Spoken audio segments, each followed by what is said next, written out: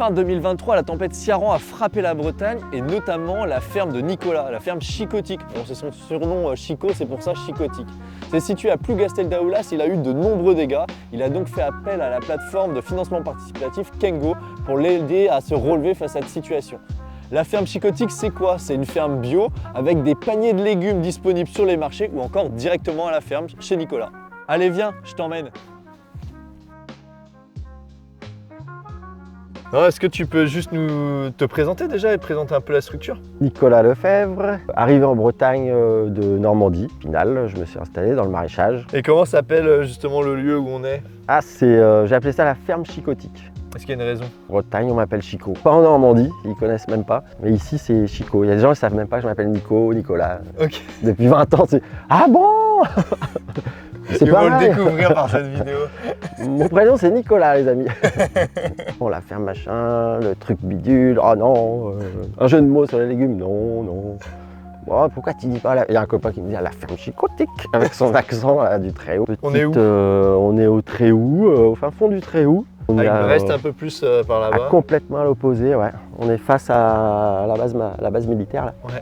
C'est pour ça que j'ai très souvent des hélicoptères, un petit peu tous les jours. Là. Des fois j'ai l'impression qu'ils vont se poser là même. Voilà, on est à Plougastel, tranquille, dans un petit bled en cul-de-sac là. Il y a la mer juste en bas. Enfin la grève. Et comment t'es arrivé ici justement? Pourquoi Plougastel? Parce que je suis arrivé par Plougastel de ma Normandie. C'est un bled que je connais bien. J'ai connu des gens ici aussi. Ouais. Donc je trouvais joli et c'était un compromis pour ma femme qui travaille à Brest. Comment t'as commencé justement du coup? Qu'est-ce qui t'a amené à faire ça à titre professionnel? Je baignais dans l'agriculture, hein. Je faisais ouvrier agricole en tout genre, Ok. dans toute la France. J'étais en mobile, j'habitais en camion. Après je suis arrivé ici, bon bah voilà, je me suis plus ou moins sédentarisé.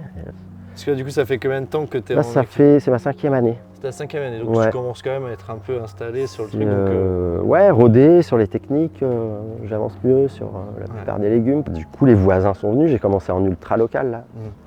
Les voisins sont venus avec des brouettes, on peut venir acheter à manger. Bah oui. Et tu commences, tac, un panier, tu fidélises. Perdu une grosse partie en fait de ta surface d'exploitation, en tout cas même de stockage et autres, lié à la tempête Ciarán. Ouais.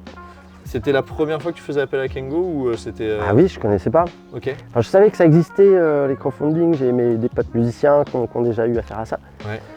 Mais j'avais jamais regardé de près. C'est lui qui me dit, bah moi des fois je regarde Kengo et je donne quoi.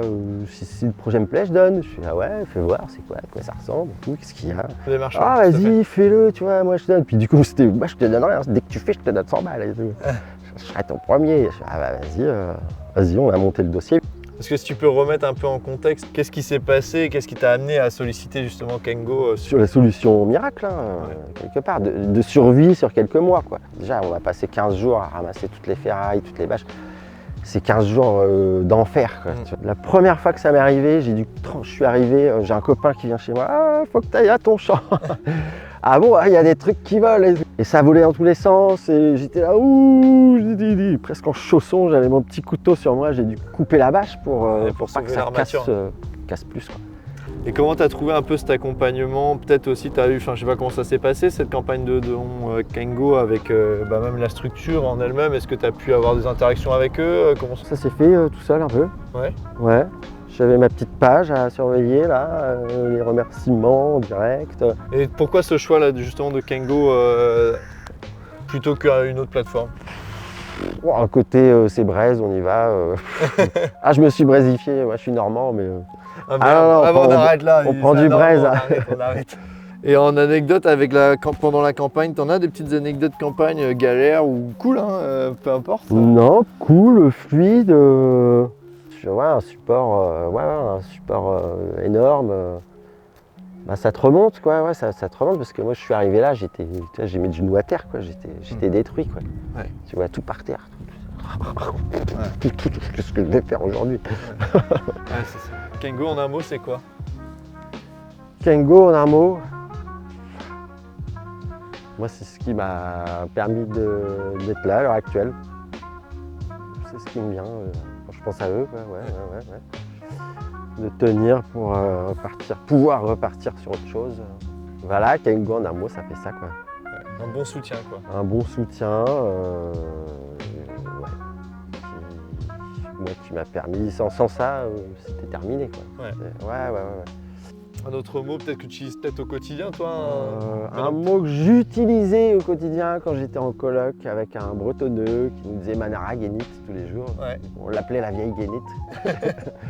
Donc Manara Guénit tous les jours. Ouais, veut j'ai dire fini quoi par comprendre, je sais pas exactement, mais ça doit vouloir dire bonjour ou bonne Ouais. journée. Ouais c'est ça veut dire comment ça va. Manara Guénit. Bon merci Chico de la ferme Chicotique. De rien, Et pas puis de soucis. Kenavo. Kenavo.